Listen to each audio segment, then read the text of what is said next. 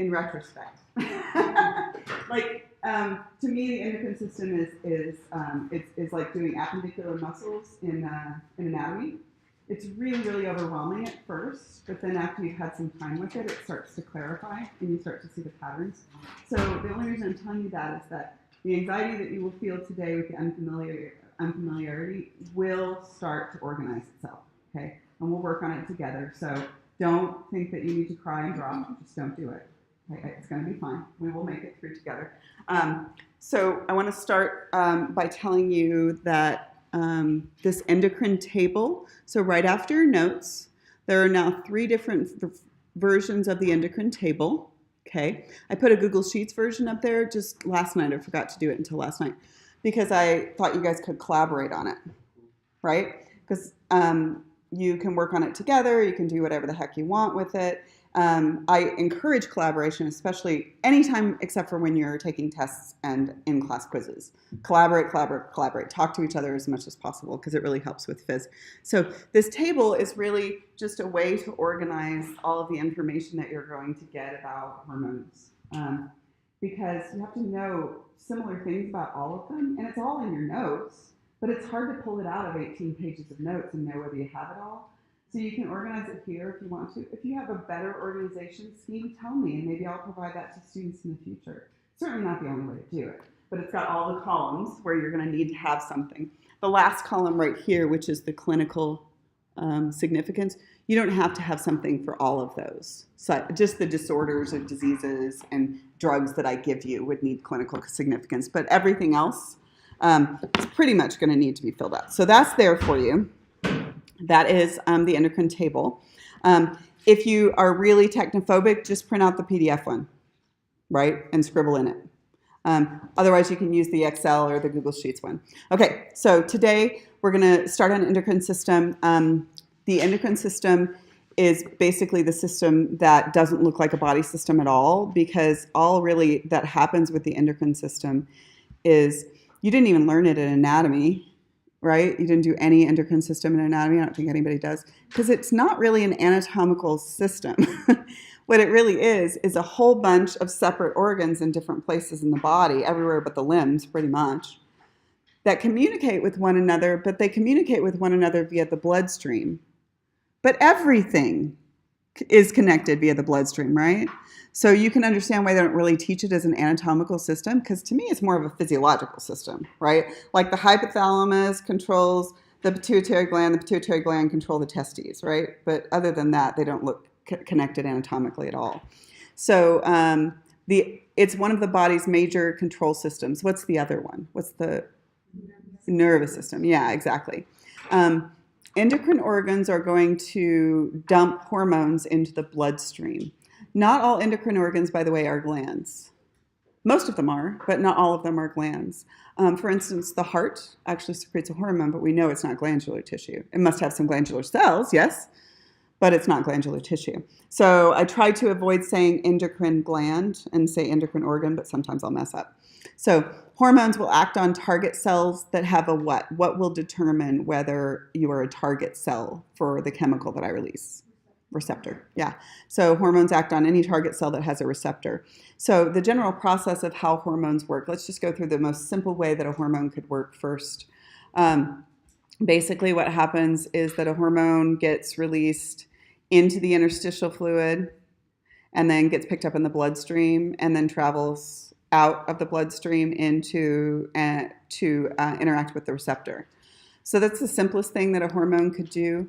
Straight to the target cell in its current form, and it encounters the receptor. When it hits the receptor, something is going to happen to the target cell. That's called the signal transduction pathway. But the something is something that is unique to the target cell. So all I'm saying is you wouldn't have released a hormone and dumped it into the bloodstream if you didn't want it to have some impact on the target cell. So what are the possible things that it could do? It could cause protein synthesis. It could cause cell division. It could cause apoptosis. It could cause a channel to open or close. Yeah? It could cause a channel to open or close. It could cause the secretion of a new hormone, activate an enzyme. So it's going to do something. The something is unique to the target cell. Okay, but let's back up just a little bit and say that there are also other possibilities. So this is not usually the kind of stuff that I will test you on, but I want you to understand how complex the endocrine system can be. So it could head straight to the target cell in its current form, but the hormone could be released in an inactive form and have to be activated in order to cause an impact. For instance, testosterone is released from the testes, but it's inactive. And if it is released from the testes in an inactive form, even if it gets to the target cell, it can't cause a response. But if, for instance, you went to the doctor and they tested your testosterone level, they'd say it's normal, but it was never activated. So, or the hormone could travel through the bloodstream, and since it travels through the bloodstream, there's no way to avoid traveling through the kidneys and the liver, yes? And it could be metabolized, right? You could crunch up too much of it, and that would look like you were secreting too little, but you weren't, right? Your liver was just over metabolizing it. Is that okay? Or sometimes a hormone is released and has to catalyze the formation of another hormone. So for instance, let me just tell you one example. Growth hormone causes protein synthesis and cell division, and we'll find that out. Thyroid hormone supports your metabolism. One of the things that we see is if you have a thyroid hormone disorder, you will have a growth disorder because growth hormone will not commit to growing until you have the metabolic support for it, right? So sometimes two hormones have to interact in the bloodstream in order to cause an effect. Now, these things right here are not because I am going to necessarily test you over those things. Why am I telling you them at all? If you have an endocrine disorder, this is hard. Your general practitioner is probably not a good enough endocrinologist. You probably need to go see an endocrinologist because you wouldn't treat it the same. That testosterone disorder, you wouldn't treat that male the same as someone who had hyposecretion of testosterone, right? You wouldn't treat that person with the growth hormone abnormality by adding more growth hormone, right? Does that make sense? So it's actually really complicated, but we're going to work through most of the simple parts unless a complicated example helps to reinforce. That's all. Okay, so now we are going to start with hormone structure and synthesis. We're going to do the boring stuff first and get it out of the way. Most people do not love chemistry with a burning passion, but we have to get the chemistry of the hormones down so that we can move on. And let's just do it first, and then we'll get to the interesting part of the hormones.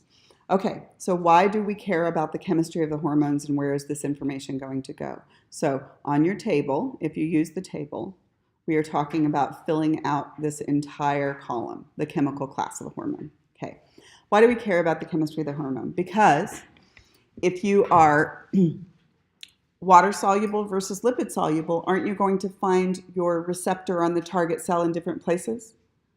The water-soluble one has to be on the top, on the cell surface, but the lipid-soluble one can be intracellular. It can even be all the way in the nucleus. And then the persistence of the hormone also depends on solubility. Lipid-soluble hormones are not cleared through the kidneys very quickly, so they tend to persist longer. Water-soluble ones quite often are. Good? Okay. And it also depends on, it also determines how they travel from point A to point B. Water-soluble hormones go straight into the bloodstream, and we're going to talk about this again in just a second. Lipid-soluble hormones get lost on their way from point A to point B unless something holds their hand, right? Remember the metaphor that I used at the beginning of the semester that said that, like, if you dropped your kid off at the far end of the Target parking lot and they were a toddler and expected them to get to the door, that's like a lipid-soluble chemical messenger. They're never going to get there because they can diffuse anywhere, right? So what happens is they need a helper getting them there. Okay, so that matters as well. So lipid-soluble versus water-soluble. So what we are going to have is in that column for chemical class, you're going to have 4 possibilities. You're going to have water-soluble amines, lipid-soluble amines, peptides and proteins. Just put peptides. Your textbook really concentrates on whether they're a peptide or a protein. These are smaller chains of amino acids, and these are bigger, but they just fit together with me. And then steroids. Okay, so every hormone will have to go into one of those 4 categories. Okay? All right, so let's look at them. It's actually pretty easy. The amine hormones, generally but not always, end in INE. INE. Okay? That means that you have to know how to spell things, because Americans pronounce epinephrine, epinephrine. Everybody else pronounces it right, which is epinephrine. Okay, it ends in INE. Okay, so as usual, there's going to be an exception. If it has an INE, it is an amine, but do they all end in INE that are amines? No, because nobody got the memo. Okay, so they're relatively small. They're going to be stored until they're secreted. And so there's just a few of them. You don't have to worry too much about these. These are relatively easy to remember. So the three that you are going to run into for water-soluble amines, we're going to run into them as neurotransmitters and as hormones. The water-soluble amines are epinephrine, norepinephrine, and dopamine. Okay, these are all derivatives of the amino acid tyrosine. And I don't care if you know what tyrosine looks like, but look up here for just a second to see that this actually will impact them clinically. So here's what tyrosine looks like just as a starting point. You've got an intermediate, and then notice dopamine, right? But then also notice that norepinephrine is very, very similar to dopamine, yes? And that epinephrine is very, very similar as well. So it's got a different end group. Now, why the hell does that end up being clinically significant? Quite often, you can use drugs that actually impact all three of these because the receptors are so similar. You can use reuptake mechanisms that are similar for all three of them. They get treated as a class of. So we will end up seeing this when we look at these as neurotransmitters and when we also talk about them as hormones. So these three right here are water-soluble amines. So let's talk about where they come from. Do you guys know epinephrine and norepinephrine as hormones? Do you have any idea where they come from? It's fine if you don't. They come from the adrenal medulla because epinephrine, the other word for it is adrenaline. Adrenal medulla. Okay? And dopamine comes from two different places as a hormone.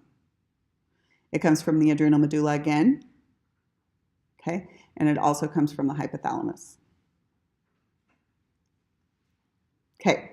So, and we're going to reinforce that as we go through. By the way, FYI, today, you can write down everything I say in the blanks, but it is all in your notes. So if you have to figure out where to put your attention, probably put a little more attention to listening because you know that like that stuff is all in there anyway. If you're a person who can multitask, that's good. I'm not one of those people. I fall over when I multitask. Okay, but there are also the lipid-soluble amines, and the lipid-soluble amines are the thyroid hormones, the classic thyroid hormones. Now, I'm going to tell you the long names for these, but I don't want you to write it down yet. I just want you to listen to the long name. And when we do thyroid hormones, you will definitely write it down. I think it's actually in your notes. So the thyroid hormones, the classic thyroid hormones are T3 and T4. But now listen to the long names. And this is how I'm going to tell you that I need you to learn the long names because there's so much information in them. So T3 is tri-iodothyronine. So it comes from the thyroid. It's an amine, and it has 3 iodines in it. Yes? Which has far more information than T3. Yes? And T4 is tetraiodothyronine. Yes? Only difference is it's got 1 more iodine in it. Okay? So T3 and T4, those both require iodine for synthesis. Pretty sure you can figure out how many for each. And the receptor for those is intracellular. So those are the only amines in your whole list, the ones that we just did, those 5. Okay? And then if you can't guess, if you can't remember what chemical class a hormone goes into, guess peptide, because the vast majority of them are peptides, okay? Peptides are anywhere between 3 amino acids with peptide bonds in them and 20 amino acids with peptide bonds in them. The vast majority of hormones fall into this category. You guys tell me, based on your experience, are peptides water-soluble or lipid-soluble? Yeah, they're water-soluble. And so where would their receptor be on the target cell? What? Cell membrane, exactly, good. And now I know you guys love it when I go back to 1610. It's your favorite. Where would these have been made in the secretory cell? If you are making a hormone, a peptide hormone for secretion, what organelle would have made it before that? Yeah, it's going to be the rough ER, yes, rough ER, packaged and trimmed in the Golgi apparatus, then released by exocytosis. Yeah, you're like, stop making me think about 1610. It doesn't go away. Okay, so why are they generally released by exocytosis? And they're big proteins, yeah. And the bigger you get, the more likely you are to release it by exocytosis. Some of the littlest ones can cheat. Okay, here's another naming convention thing. Any protein that ends in IN is a peptide, which again means that you have to be able to spell them. But not all peptides end in IN. Sorry. So for instance, hormones that you've already met this semester, insulin and glucagon. Insulin is a peptide. Yes, glucagon is too. They just didn't name them all. So if it ends in IN, it's a peptide. If it ends in INE, it's an amine. If it doesn't end in either one of those, you're going to have to figure it out your damn self. Okay? So now, peptide hormones. All of the hormones, so we're going to start doing a tour of endocrine organs today. All of the hormones from the hypothalamus, except dopamine, are peptides. Because dopamine is a what? Be more specific. Water-soluble amine. It's a water-soluble amine. Good? Okay. The posterior pituitary hormones, ADH and oxytocin, are peptides. The pancreatic hormones, 2 of them follow the rules and 1 of them went rogue. Insulin, somatostatin, and glucagon. Those are all peptides. Parathyroid hormone, PTH. And then all 6 hormones that you learn from the anterior pituitary are all peptides. There are more hormones from the anterior pituitary, but they're not teaching them yet because we're not quite sure what the hell they do. You might add them in later on in your career. Okay, so there are 6. And then there are other organs. If another organ makes a hormone and you learn it later, assume it's a peptide until told otherwise. So we won't do all of the other organs in this set of notes, but for instance, when we get to the cardiovascular system, we'll add a heart hormone. And you just add it to your table at that point. Everybody good? Okay. Now, the one that people usually have the least experience with are the steroid hormones. And steroid hormones, steroid means something very specific. Steroids are lipid-soluble and derived from cholesterol. Okay, so here's what cholesterol looks like. Do you guys know how many of your cells have cholesterol in their phospholipid bilayer? All of them, yes, yes. So I know we are in the habit of thinking of cholesterol in the negative, but it's a structural component of your cells. Hold on. I apologize for that on the recording. It's probably super loud. Okay. So here's just one steroid. Notice how similar the structure of testosterone is to the structure of cholesterol. So all steroids are lipid-soluble and derived from cholesterol. And it's very difficult to store steroids. Can anybody tell me why? If you make them inside a testis cell, why can you not store testosterone, for instance? Because it's lipid soluble, it does whatever the hell it wants, right? You make it release it, make it release it, make it releases. Same thing with other steroids. It's very difficult to store them, so you have to make them and release them.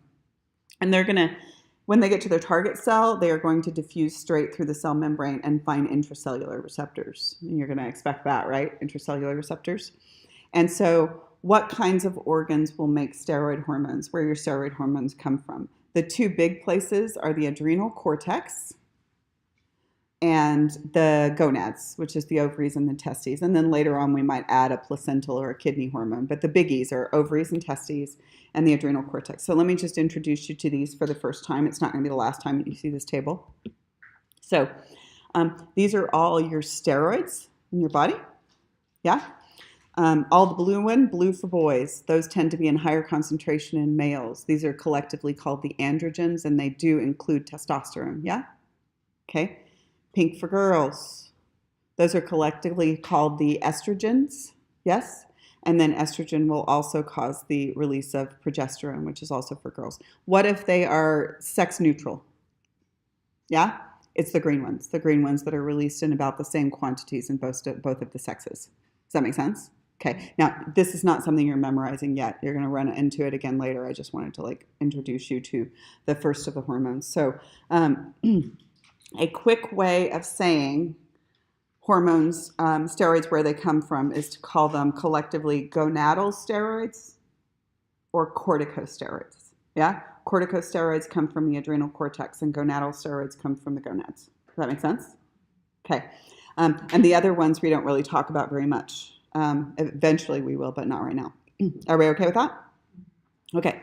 So your assignment is, not right now, but today preferably, is to go and fill in the entire column for chemical class of hormones for all of the hormones that you have. Okay? So all of them you should be able to fill out. Because, for instance, without even knowing the name of the hormone for the anterior pituitary, all 6 of them get peptide. Yeah? Does that make sense? Okay. Hormone transport in the blood. Last thing before we start doing our tour of endocrine organs and hormones. The hormone transport in the blood is important. So most hormones travel free in the blood plasma. Quite often they're released by exocytosis, not always, but then they just diffuse into a fenestrated capillary. Most endocrine organs have fenestrated capillaries because they're really like wanting to pick things up, right? And then they just travel like that from point A to point B. But like I said, with lipid-soluble chemical messengers, they'll be released by diffusion, but they get distracted really easily. So to get them to go from, for instance, the testes to the brain, you need an escort, yes? And the escort is a protein that binds temporarily and reversibly to make it insoluble until it gets to the target cell. Does that make sense to you? Now, this textbook calls them carrier proteins, but I don't use that term because that means something different physiologically. So I call them escort proteins because that's sexier. Or if you don't want it to be sexy, you can call them chaperone proteins, just shutting it all down. All right, whatever. Okay. Either way, these proteins are usually made by the liver. Ding, ding. So now, in order to, for an endocrinologist, you're an endocrinologist, predict the impact of a hormone, now you have to not only consider the amount of hormone that's released, was it too high or too low, right? Whether it was over or under metabolized by the liver and the kidneys, you with me, to figure out how to treat it? Figure out if it's a lipid-soluble hormone. Do you see that if you didn't bind it properly or let go of it properly, it would cause what looked like an endocrine disorder? Yeah? But that actually wouldn't have even happened with the endocrine system. It might have happened with the liver, right? The liver function, right? And then what if all of that is all well and good, but you're still not having the target cell response? Well, maybe it was the receptor, right?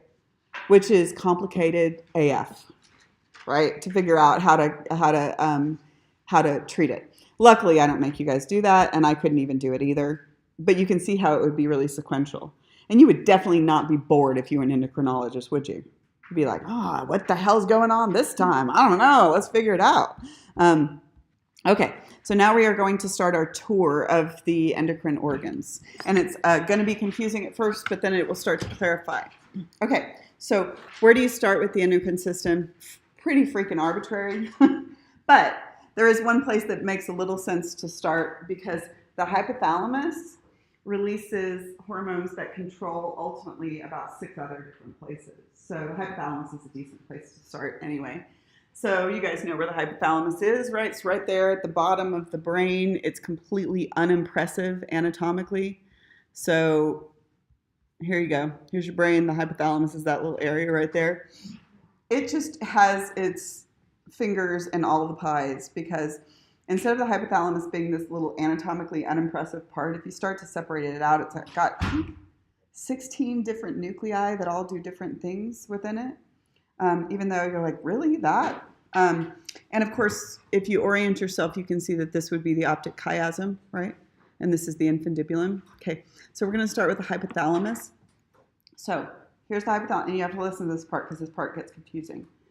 The hypothalamus makes 2 hormones but doesn't release them, and then it makes 7 and releases them. So let me just show you why that is, and we'll come back to it. Okay, so stick with me. Okay. The 2 hormones that the hypothalamus makes but doesn't release are made up here, yeah?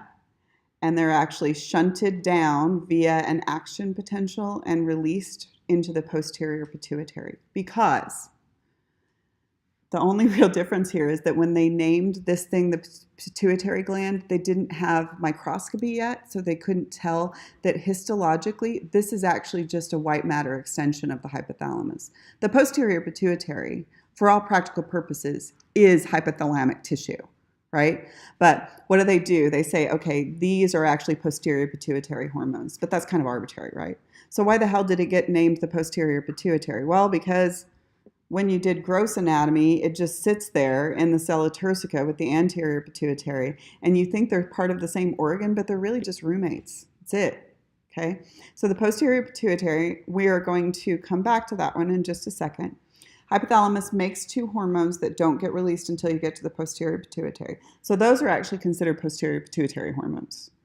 Kind of arbitrary and silly, but they are considered posterior pituitary hormones. But compare and contrast. Look at these two pictures. Ready? The hormones that the hypothalamus makes and releases, there are 7 of them. Notice the difference between these two pictures, and please notice the capillary beds primarily, right?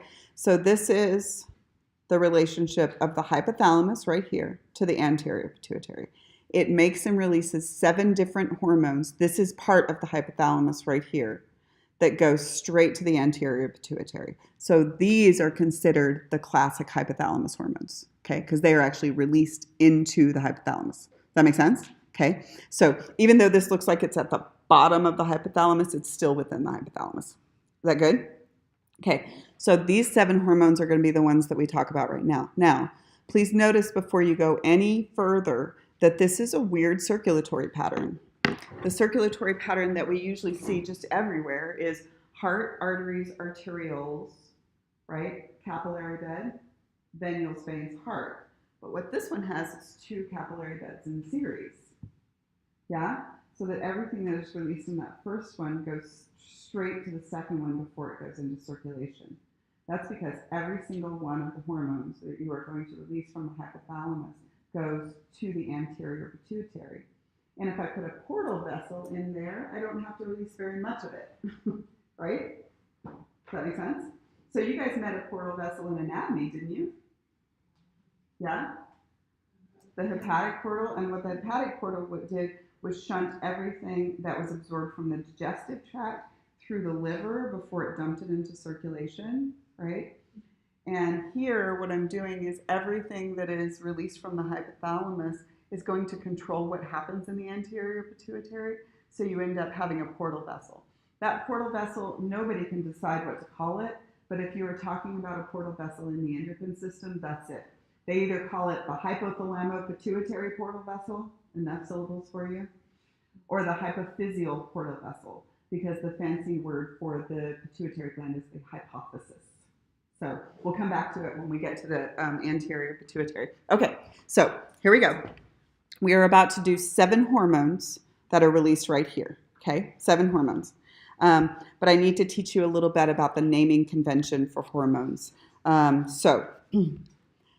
These 2, ADH and vasopressin, those are the ones that go to the posterior pituitary. We'll pick those up at the posterior pituitary. The other ones are going to go to the anterior pituitary. And so I need to teach you something of the naming convention. You ready? So if something ends in tropic or tropin, it is telling you the target. So if I have a hormone that's called thyrotropin, what's it telling me? Going to the thyroid. Adrenocorticotropic hormone is going to the adrenal cortex. Does that make sense? Okay, so collectively, stick with me, all of the hormones that are released on the hypothalamus are collectively considered hypophysiotropic hormones because they are going to the pituitary gland. Yes? Okay, so they're all considered hypophysiotropic hormones, but there's one little thing that will throw you. Okay, so we've got, so let's do an example, and then we'll see it several times. So tell me what this is telling me, thyrotropin.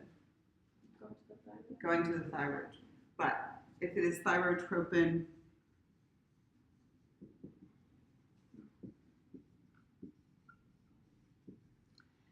this is causing the release of something going to the thyroid. Okay? Yeah, what?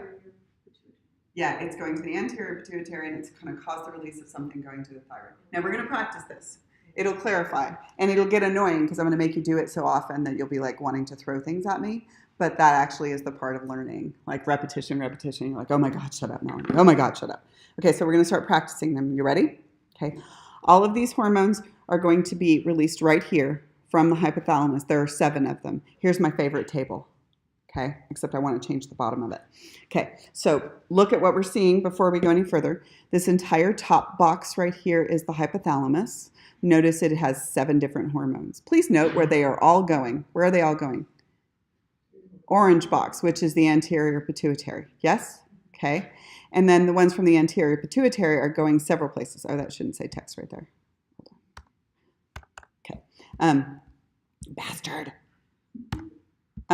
Okay, so, and then these 6 are going to be anterior pituitary hormones, and they're going to go other places. So we're going to concentrate right here. Also notice that there are pluses and minuses, because what these hormones are going to do is either cause the release of or inhibit the release of something from the anterior pituitary. Got it? Okay, so there's a lot of information in this particular picture right here. All right, so we're going to start doing the names. Again, I would prefer that you listen to the logic of the names instead of trying to scribble them down if you have to choose, because they are really easy to look up. They're like all over your notes and in your textbook. So let's try to get the naming convention down. The first hormone we are going to do is this one right here. It's called GnRH. So listen to the long name. Gonadotropin-Releasing Hormone. Where is it headed? It's headed to the anterior pituitary to cause the release of something headed to the gonads. Do you see that? Anterior pituitary to cause the release of something headed to the gonads, right? Okay. If it were going to the gonads, it would be called gonadotropin. Yes? Not gonadotropin-releasing hormone. You with me? So that's GnRH, gonadotropin-releasing hormone. Okay, let's do another one. You ready? The next one is TRH right here. And its long name is, listen, Thyrotropin-Releasing Hormone. Where's it headed? Anterior pituitary. What does it do?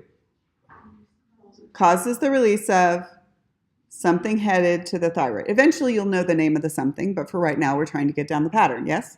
Causes the release of something headed to the thyroid. Does that make sense to you guys? Okay, all right. Let's do the next one. The next one breaks the rules, but it's okay. You can still pull out the meaning from the names. Nobody could decide what the hell to call this one. It's either called somatostatin or GHIH, or sometimes just GIH. I'm going to use GHIH. Okay, ready? It's called growth hormone inhibiting hormone. Where is it headed? Everything from the hypothalamus is headed to the anterior pituitary. What does it do? I haven't told you yet, but I'm pretty sure you can figure it out. It inhibits the release of growth hormone from the anterior pituitary. Okay? So the whole from the, I'm going to torture you guys with that because it's kind of like parenting of bones, right? So if somebody says mastoid process, you say of the, right? Of the temporal bone. Styloid process, because there's a whole bunch of those. I don't even know which one you're talking about unless you say of the. So I'm going to do from the quite often when we are talking about this, and then it'll eventually start to get comfortable. So that's GHIH. GHIH goes to the anterior pituitary and inhibits the release of growth hormone from the anterior pituitary. Good? Okay. Now let's do CRH. CRH, okay. This is Corticotropin-Releasing Hormone. Where is it headed? Anterior pituitary. And it causes the release of something headed to a relevant cortex. I acknowledge that you have boatloads of cortices, but what's the relevant cortex for the endocrine system? Yeah, the adrenal cortex. So what CRH does is it heads the anterior pituitary and causes the release of something headed to the adrenal cortex. Does that make sense? And eventually you'll know the something.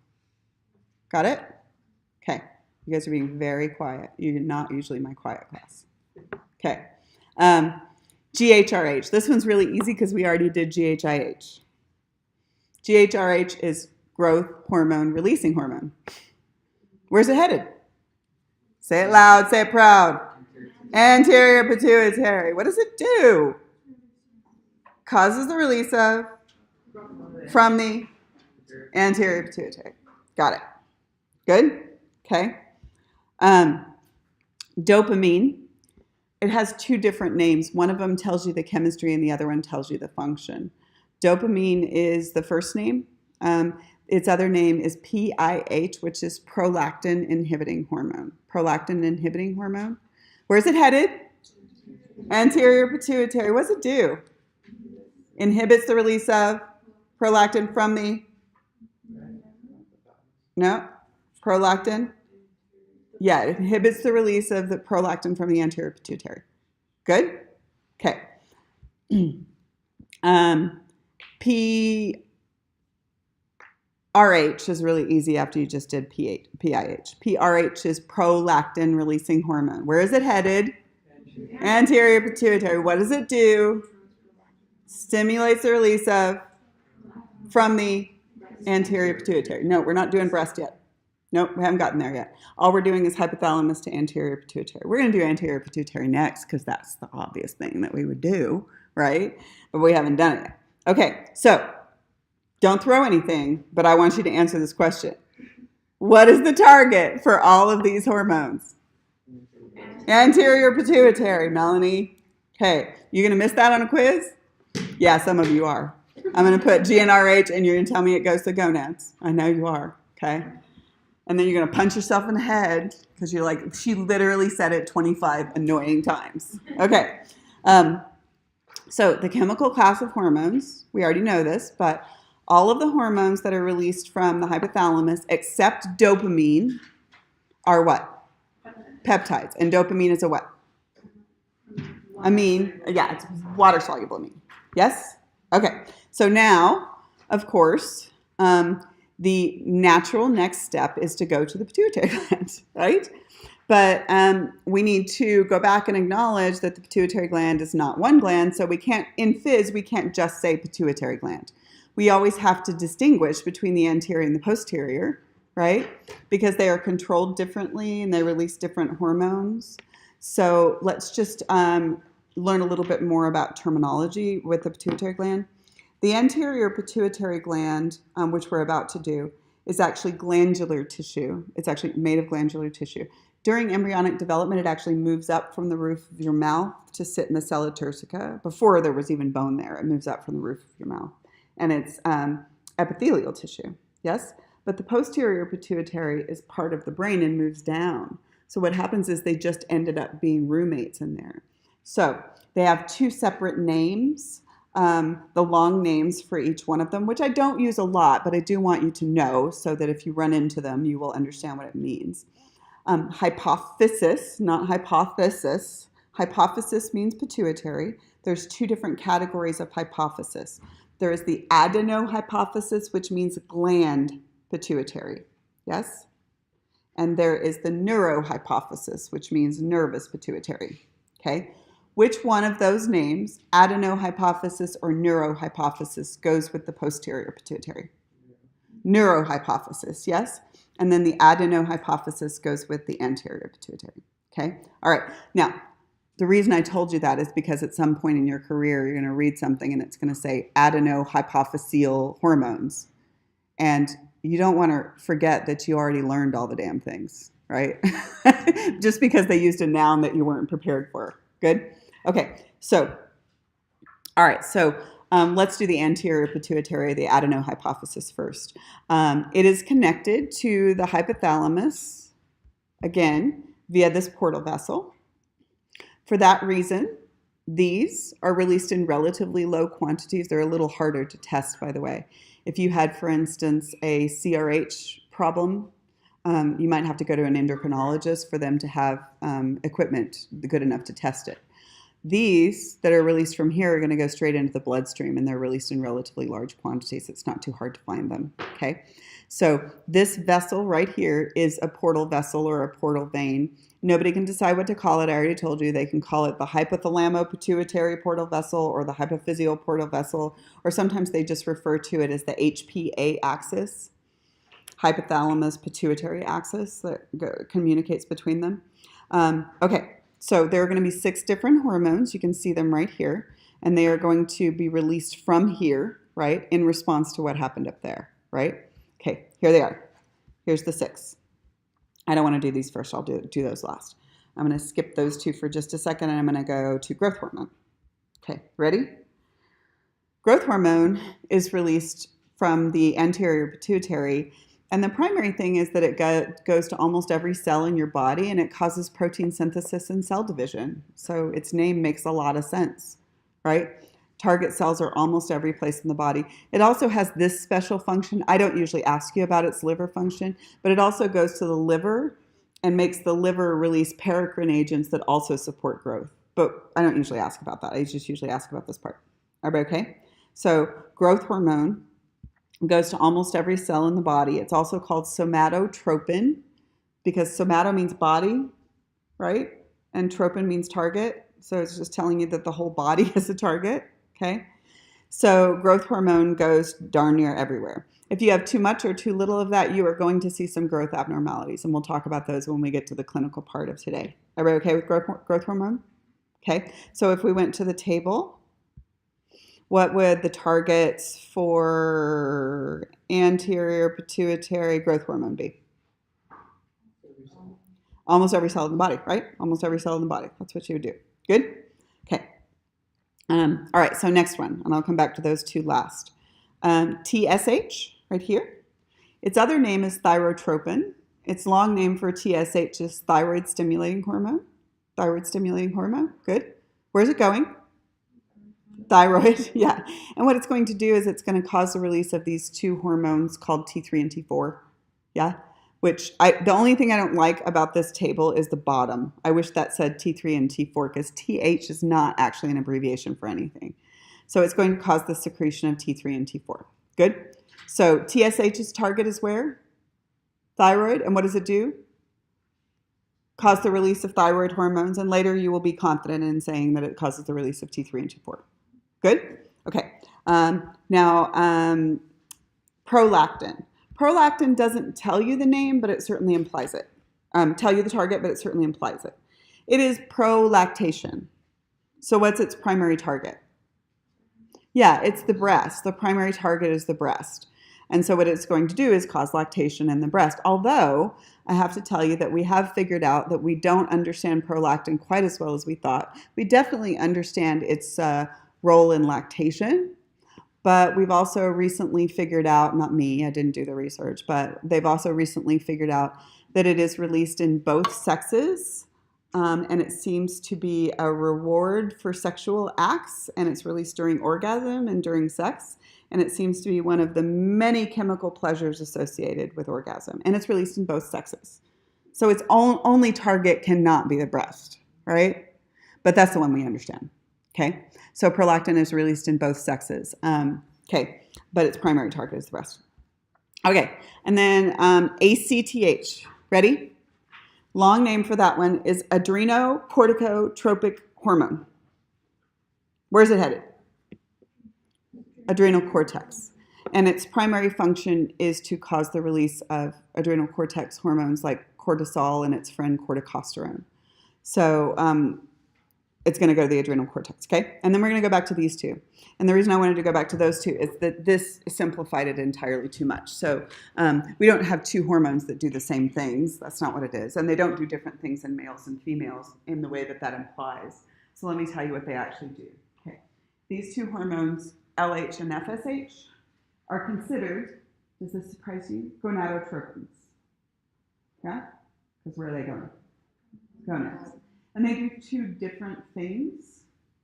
And their names kind of imply, but not necessarily imply. FSH is follicle stimulating hormone. Did you guys ever learn enough about the reproductive system to know that during the process of producing gametes, there's a big, big cell called a follicle, okay, that actually supports a developing gamete? So basically what this does is it stimulates the follicle to do gametogenesis, right? So in a female, it would cause oogenesis, and in the male, it would cause spermatogenesis. That's what FSH does. Good? Spermatogenesis and oogenesis, depending on the sex. Good? Okay. And then LH is luteinizing hormone. Luteinizing hormone commands the other major function of the gonads, which is to make hormones, right? So in a male, luteinizing hormone would cause the gonads to make androgens, including testosterone, yeah? And in a female, luteinizing hormone would cause the gonads to make estrogen and progesterone. Good? So do you see why I don't like this? Because this implies that that's all you do in your gonads, but it's not. It doesn't even show you the follicle. So really what should happen is this should all be LH, and then FSH should go out here and then cause gametogenesis. So I want them to change that. I already asked them to, but they just ignored me. I'm just going to change it myself, I think. Okay, so luteinizing hormone and follicle stimulating hormone. Okay, so you have 6 hormones from the anterior pituitary, and their chemical class is all what? Yeah, they're all peptides, all of them. They're all peptides, okay? All right, so we're going to slow down just a second, and we're going to talk about some disorders because it's kind of entertaining.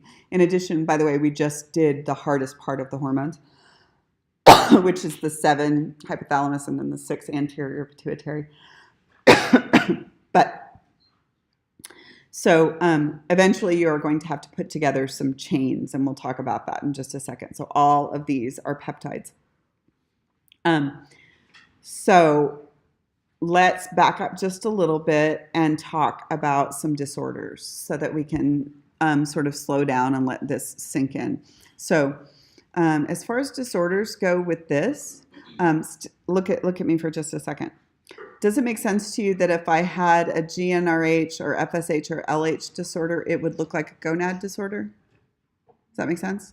Same thing with CRH or ACTH. That would look like an adrenal cortex disorder, right? Same thing with TRH and TSH, yeah? Okay.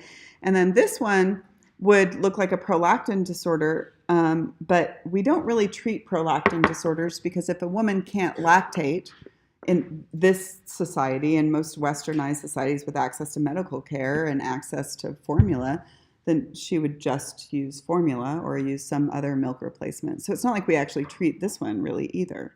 The one that we do treat is this one, growth hormone abnormalities. In addition, growth hormone abnormalities make for pictures that you can see the difference in really, really easily. So not surprisingly, let's look at these growth hormone abnormalities. So pituitary dwarfism is a type of dwarfism that's caused by a hyposecretion of growth hormone during childhood. Does that make sense? Okay. It is different than the type of dwarfism that you've probably seen more frequently. So the one that you see more frequently is called achondroplasia or achondroplastic dwarfism. With achondroplastic dwarfism, what you will see is a person who has a torso and a head of relatively average size, but the limbs are really shortened, so you can see from far away the proportions are different on that person. Does that make sense? Primarily because achondroplasia affects long bone growth. Right? Does that make sense? Now, have any of you guys ever been to Hatch Family Chocolates? No? Hatch Family Chocolates is in the Avenues, and it's owned by a family of achondroplastic dwarfs.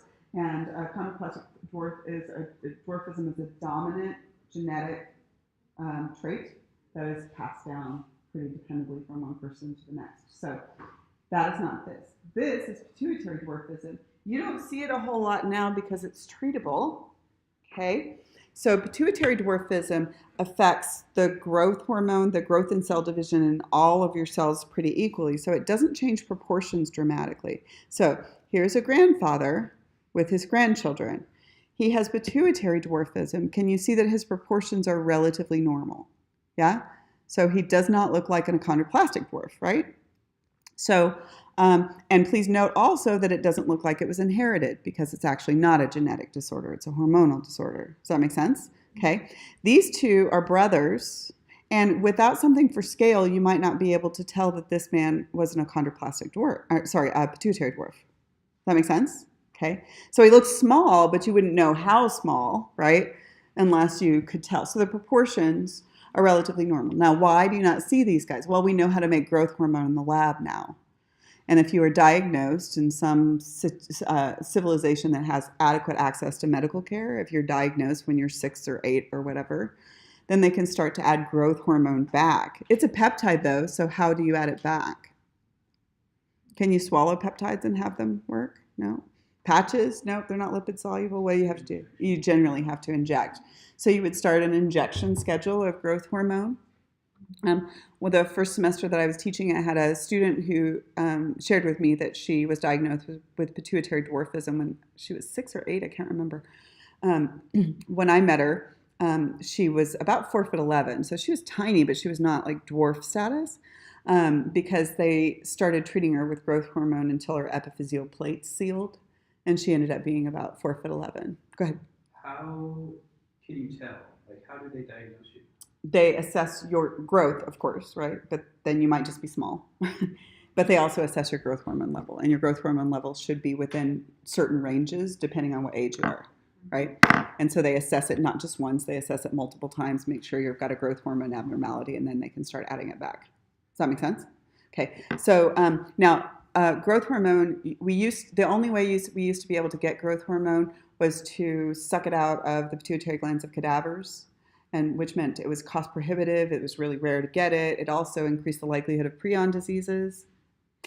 So we started about 20 years ago, I think, to be able to make it in the lab. And so it's been available for these kinds of treatments, but of course now people are using it for, off-label sort of uses, like athletes sometimes will shoot themselves up with growth hormone because it causes protein synthesis and cell division, and it can increase your muscle mass. Yeah, go ahead. No, it affects all of them, but you can't grow any taller after your epiphyseal plates have sealed. So it affects bones and muscles and other tissues, but puberty will cause your epiphyseal plates to seal, and after that occurs, you might as well stop taking the growth hormone if you're taking it for growth because you're not getting any taller. Does that make sense? I had a friend with childhood cancer, and she is probably like 5'5", 5'6", but her skull didn't grow. Oh, interesting. I just wondered how that. So she had to do growth hormones. So she grew to a normal size, but her skull didn't. Interesting. I've never heard that before. I don't know whether that's related to the hormone or not. Maybe she knows. Did you have a question, Mike? Yes. If you continue to take it, like if you didn't know and continue to take it, would your bones just get more mass? They do. There's a limit to what they can do. Primarily, it starts affecting muscle activity. It causes muscle synthesis. If you get excessive amounts of growth hormone, it can be really hard on your liver and your kidneys too, because you clear it out of your liver and your kidneys. So you don't ever want to go excess when you could deal with normal levels. An interesting little thing about this is that now that it's more readily available and it's not as cost prohibitive, then people abuse it. By the way, it's illegal to use that in competitive sports, by the way, just not surprisingly. But it doesn't mean that people don't do it. But sometimes now parents are choosing to use growth hormone on their children who do not have growth hormone abnormalities. There was, I think this is like 10 or 15 years old. I can't remember. There was a 2020 when the 2020 used to be around. Maybe it still is. I don't know. About a family, and they were a relatively well-to-do family because this wouldn't be covered by insurance and would be relatively expensive. They were a family, and they were just like a super jockey family. Like everybody was big, everybody was athletic, everybody was super jockey, except for their oldest son. And their oldest son was just kind of a small kid. And his siblings, 2 years younger, were already bigger than him, including his sister. And so the family chose to start treating the child who did not have, as Mike asked, any growth hormone abnormality in his levels, right? He was just a small kid. They started treating him with growth hormone when he was about 7 years old and treated him until his epiphyseal plates closed. When they did the special, he was only about 12, so he still had some years. We didn't know how big he was going to get. But it's like ethically ambiguous at the very least. I realize that it's not my child, but what I was thinking is, as I was watching this, is like, I hope they're also saving for therapy because you are giving him the message that he is inadequate, right? Like really early and really consistently. But people do choose to do that now. It's not covered by insurance unless your levels are abnormally low. Then it would be covered by insurance. Does that make sense to you guys? Okay, so the other problem also exists, which is pituitary gigantism, sometimes also called giantism. These two are a great study because they are identical twins.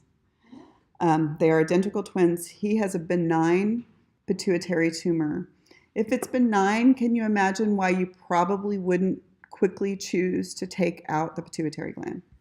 Because it makes 6 different hormones that control other places in the body. Yeah?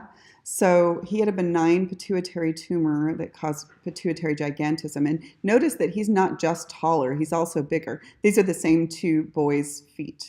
Can you see how much thicker and bigger he is than his brother who has normal levels of growth hormone? So that's pituitary gigantism.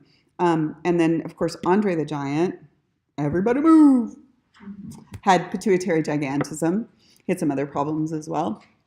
And notice that he's not just tall, he's also got really, really thick facial features because of the hypersecretion of growth hormone. Now, what happens after your epiphyseal plates seal if you continue to secrete excessive levels of growth hormone? Well, then you get what he has got, which is called acromegaly. It's just the thickening. So do you guys remember that bones have interstitial growth and appositional growth? Interstitial growth will stop when your epiphyseal plates seal, but that doesn't stop appositional growth. So what will happen is your appositional growth, your bones will continue to thicken. And so you can see the massive thickening that he has in his skull. But if you really want to see it, you can look at these old pictures before they had any capacity for treatment. This is him before acromegaly. And look at the change in facial features as acromegaly continues. So what happens is you really get a thickening of jaw, a thickening of your zygomatic arches and your brow. And it's even more dramatic in women because part of what identifies a face as masculine versus feminine is that testosterone causes more thickening of the jaw and the brow ridge. So this is a woman from age 9 to 52 who dealt with acromegaly. And you can see the massive changes, right? You can also see how thick her hands and fingers are. So that's what acromegaly is. So why not treat it? Well, if it were a malignant tumor, they definitely would treat it, but then you're going to have to replace all 6 of those hormones for the rest of their lives. Maybe not PRH and PIH, but most of those hormones for the rest of their lives. It's really difficult to get the feedback loops working when you're using exogenous chemicals instead of your own chemicals. So it's not as if you just add it back and everything's fine. You have to constantly check and adjust the levels of these hormones. So those are the types of disorders associated with growth hormone. Now, will you have something to go in every single one of the spaces for clinical significance? No. You don't have to know the clinical significance for each one, but when I talk about a disorder, put it where it goes. Yeah, that's it. So if I don't talk about one, you don't have to know them. Okay, so posterior pituitary is next. Ready? Posterior pituitary is called the Neuro Hypothesis. And so let's look back at how it's functioning. Really, it's an extension of the hypothalamus. This is white matter, myelinated axons, yeah? Okay, with a capillary bed at the end. And so what's going to happen is upon an action potential up here, you will release something into the capillary bed. You're going to release it just like it was a neurotransmitter, but it's not going to be a neurotransmitter because it's actually dumped into the bloodstream. So contains the axon terminals of neurons whose cell bodies are up in the hypothalamus. And the chemicals are released by exocytosis in response to an action potential. And so you know the answer, but what's the answer? Are they neurotransmitters or hormones? Yeah, they're hormones. They are hormones, exactly. Okay, so the posterior pituitary secretes just two hormones. And so it's easier from this point. And they are secreted, by the way, by 2 different nuclei in the hypothalamus. I never ask you the names of the nuclei, but they actually do 2 different things. Okay, so the first one is called ADH. Its long name implies but does not tell you the target. Antidiuretic hormone. What target does that imply? Antidiuretic, kidney, yeah. Its other name tells you its chemistry. It's the same hormone. Other name tells you its chemistry and implies its other major target. Vasopressin. Vasopressin. Veins, yeah, it goes to the blood vessels. Okay, so I want to teach you guys something that will help you with the endocrine system. Okay, an antidiuretic hormone will go to the kidneys and make you retain water, yes? What would that do to your blood pressure? Increase it. Yes? Okay. Now, if you have a second target, and this is important, You never contradict what you did at the first target with what you do at the second target. You with me? So you're never going to undo what you just did. So think about this for just a second. If I just said that antidiuretic hormone goes to the kidneys and causes you to retain water and increases your blood pressure, what is something consistent that I could do to the blood vessels? Constrict or dilate? Constrict. If you dilated, you drop your blood pressure. Got it? Got it? So you'd have to be consistent. So it causes vasoconstriction. That makes sense? Those are both regulatory mechanisms for increasing your blood pressure. Not surprisingly, we are going to talk about this hormone again when we get to the cardiovascular system and again when we get to the urinary system, right? That makes sense? Because it actually impacts both of those. So it would behoove you to learn it as quickly as possible. So ADH, or vasopressin, is released from the posterior pituitary. Why is it released? One of the major triggers is if the blood that goes by the hypothalamus has a high osmolarity, too little water, too much solute, then the hypothalamus says, I need more water, and it releases ADH. And what ADH does is goes to the kidneys and causes water retention. Also makes you thirsty. ADH makes you thirsty, right?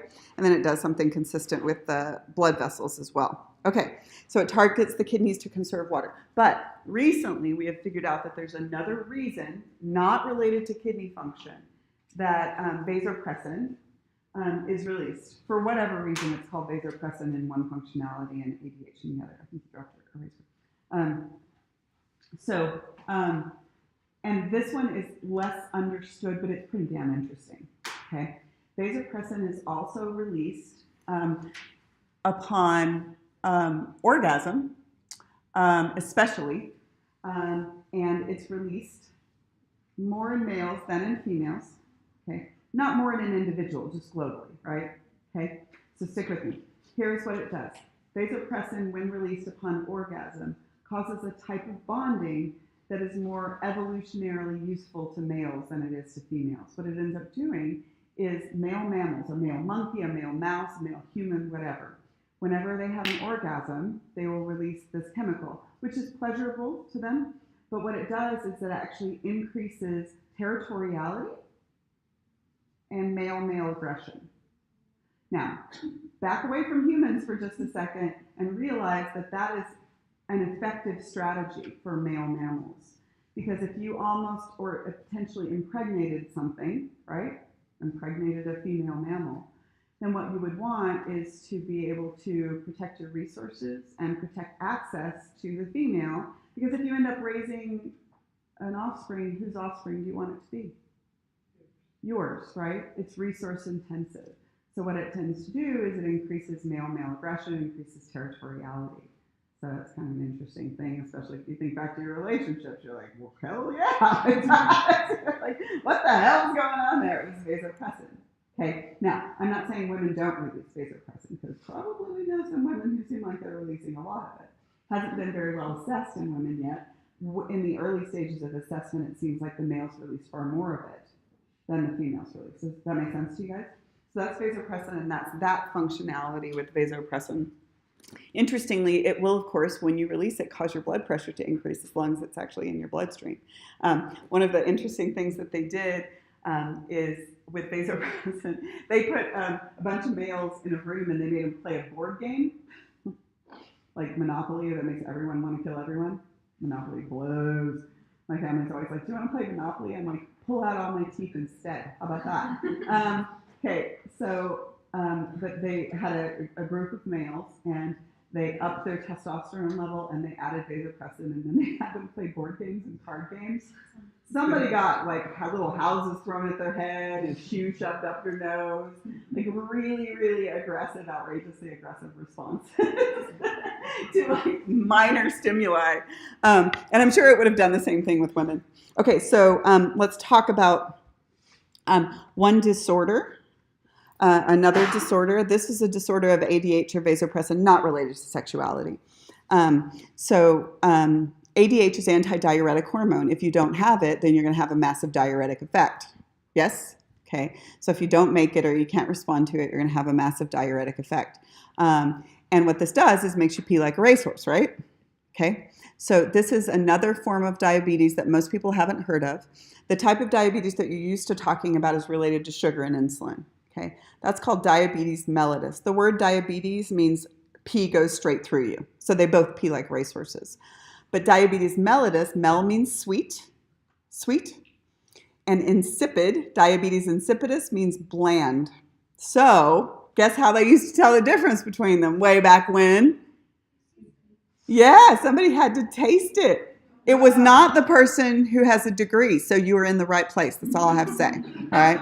You don't have to be the pee taster if you got the degree. That's how it is. So diabetes insipidus is you pee like crazy, but it is not excessively sweet. Diabetes mellitus, one of the initial diagnostics, and there are other ways now, is you pee like crazy, and pee has lots of glucose in it. Good? Okay, so this is diabetes insipidus. It's treatable. It's not super common. But it has to be treated with injections. Last time I checked. I don't know if there's any other way. Okay. Last hormone that we'll do for today, and then we'll practice just a little bit of the feedback loops, is oxytocin. And oxytocin is released, right? Made in the hypothalamus, released in the posterior pituitary. Oxytocin we've known a lot about for a long time, but we learned some new stuff recently about oxytocin. Oxytocin is secreted from the posterior pituitary, and it causes breast milk release, so not lactation, right, but breast milk letdown, okay? It also, during parturition or birth, which is kind of a special time, right, it actually causes uterine contraction, right, and then causes the release of more oxytocin, which causes uterine contraction, more oxytocin, uterine contraction, right? So during birth or parturition, it's part of the birth and parturition part. Everybody good with that?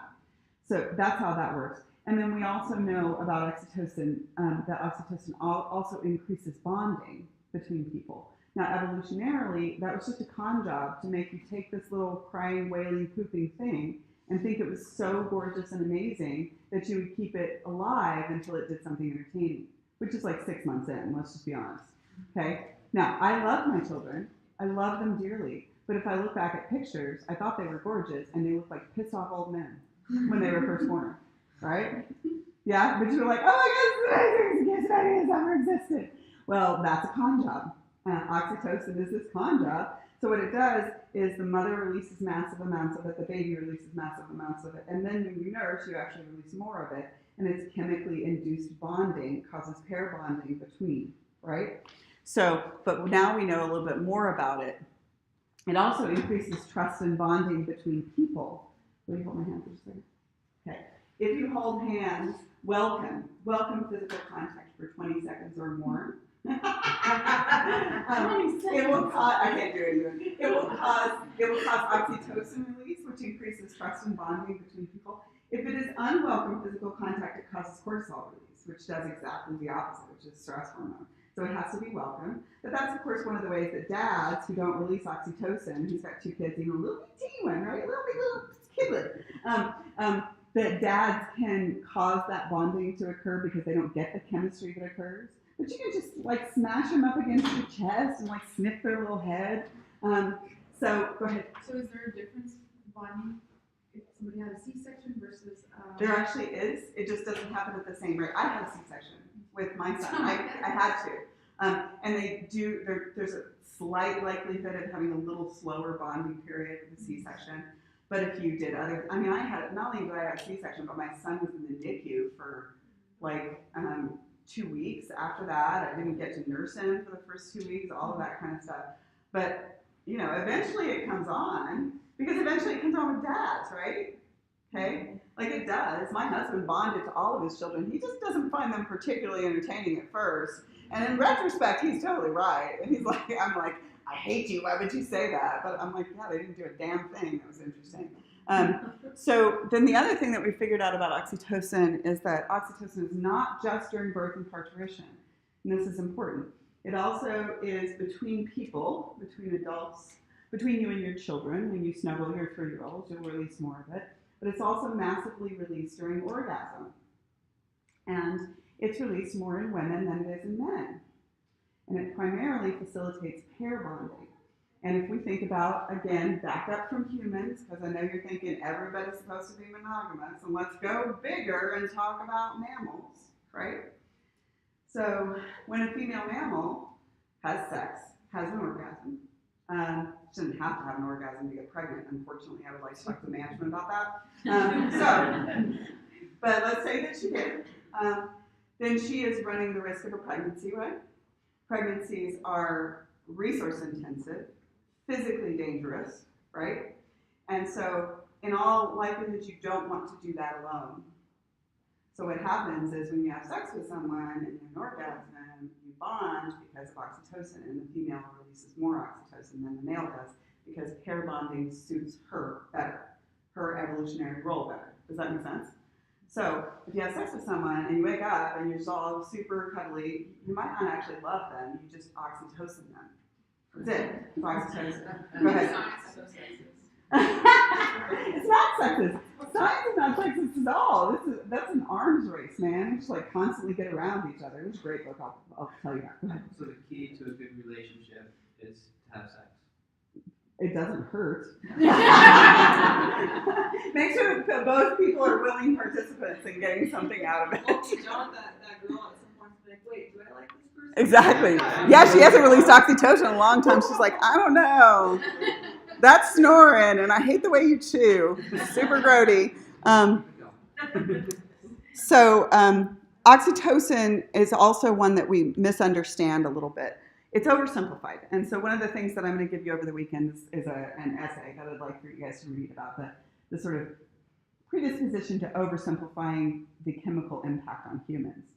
One of the things that we figured out about oxytocin is that oxytocin does all of those things. It does cause mother-child bonding. It does cause parent-child bonding. It does cause bonding between adults. You actually, interestingly, you release oxytocin, and so does your dog when you make eye contact and pet your dog. Nobody's tested cats, but I'm pretty sure it doesn't work. I think they would eat you. Okay. I mean, golden retrievers release extra. They're like, oh my God, but it's not just that simple, because oxytocin is also interestingly implicated in tribalism. Because let's say these four are my tribe right here, okay? So these four are my tribe. And that means that when we interact with one another, we will release oxytocin. And you do it with friends, like when you're hanging out with a friend that you really feel close and comfortable with, you release oxytocin, and so do they. You have those friends that you feel that with, right? Like, lowers your blood pressure, everything's chill, everything's good. So if these four are my tribe, what it does is increases trust, cooperation within the four of us, but it increases tribalism, because anybody that does not qualify as your tribe, you are more likely to sacrifice them for the benefit of these. So it's basically like, these are my people, and right? And I think we're running into just a little bit of that in this current day and age. Do you guys think maybe just tiny bit? So oxytocin basically sort of gives you tribal affiliation, and not necessarily in a good way. Go ahead. Are there disorders when people just don't normally release oxytocin? We don't know. So they're like sociopaths, basically. Yeah, I wonder about sociopaths and oxytocin. I wonder if anybody's ever tested. So interesting thing about this is that a lot of this is just known recently.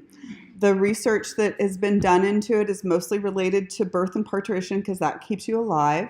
Getting people to do the next step, which is the neuroscience step, is expensive. There are some ethical considerations with doing it, and a lot of the research that should be done has not been done yet. But I would love for you guys to do it. Will you do it? Okay. Okay. No, I'm not gonna let you go yet. I got 6 minutes.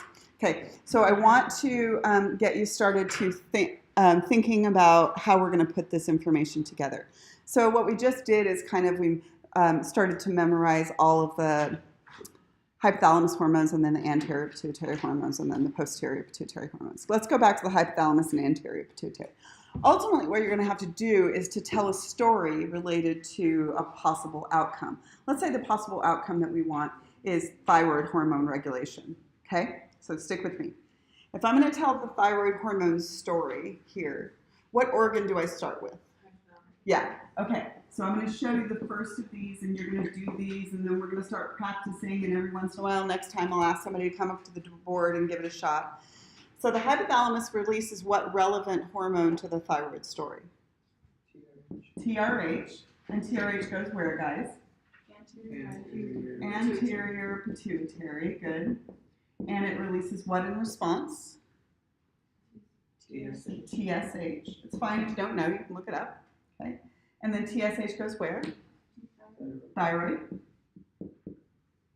And then that causes the release of, you don't know well yet, the T3 and T4. Okay. But this, like every other blasted thing, almost every other blasted thing in physiology, is a negative feedback loop in which what we're trying to get is relatively normal ranges of thyroid hormone. So what happens is, not surprisingly, as your T3 and T4 starts to increase, it has negative feedback inhibition to where? Hypothalamus, if you can get there, and sometimes you can't and sometimes you can, and or the anterior pituitary. Now, note to self, some things can't make it to the hypothalamus because the hypothalamus is part of the brain, has to deal with the blood-brain barrier. So what is special about this one that allows it to do that? Remember? It's kind of membership. What is special about T3 and T4, those two hormones? They are lipid-soluble amines. Yeah? They can ignore the blood-brain barrier. Okay, so when you do endocrine system, what has to happen, unfortunately, is you have to piece out all the hormones, right, to learn them. But then ultimately what you're going to want to do is put them together in a story, right, each time, right? And so this person, if this was a person without hypo or hyperthyroid, what would happen to their thyroid over time is that it would go up and down within normal ranges, right, because of this negative feedback inhibition, right? Because if you inhibit the release of TRH and TSH, then that will go down, and as soon as that goes down, it doesn't find the receptors, right? That makes sense? So there are a couple of different kinds of feedback loops. If it goes all the way back to the hypothalamus, it's usually referred to as long loop negative feedback. If it doesn't go as far, it's referred to as short loop. And by the way, not everything involves the hypothalamus. Some things are not. I know it seems like everything does right now, but later on we'll figure out that not everything involves the hypothalamus. Are we okay? Okay, so after we get all the hormones down, and we will next time, what we are going to do is practice this. I'm going to post an essay for you this weekend. It's not very long, and it's funny, I think. Of course, I like them. This is one of my favorite neuroscientists. He's from Stanford. His name is Robert Sapolsky. He's a neuroscientist. He's also a primatologist. So he not only looks at brain activity in humans, but also in primates. He wrote this book, among others. There's an essay in it called The Trouble with Testosterone, and it's specifically about the risks of oversimplifying chemical impacts on human behavior, right? And the subtitle, I think, is really timely because the subtitle of the essay is called Will Boys Just Be Boys? Which I think is pretty timely right now.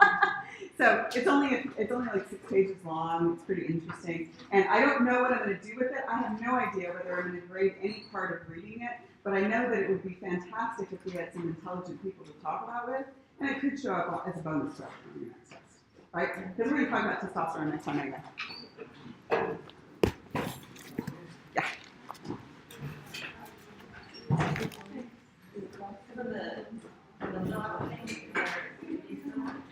No, it's just for you to collaborate on it, use it to organize your information. What I wouldn't do is wait until the last minute because then you'll feel overwhelmed with filling it out. What I would do is fill it out as I go through. Like today, you could do all of your hypothalamus, anterior and posterior pituitary hormones, which is, by the way, most of them. That's like, it's just very Yeah, and I knew one is more likely. You guys were so quiet today. We're just soaking it in. Okay. So are we done? I haven't stopped. Okay.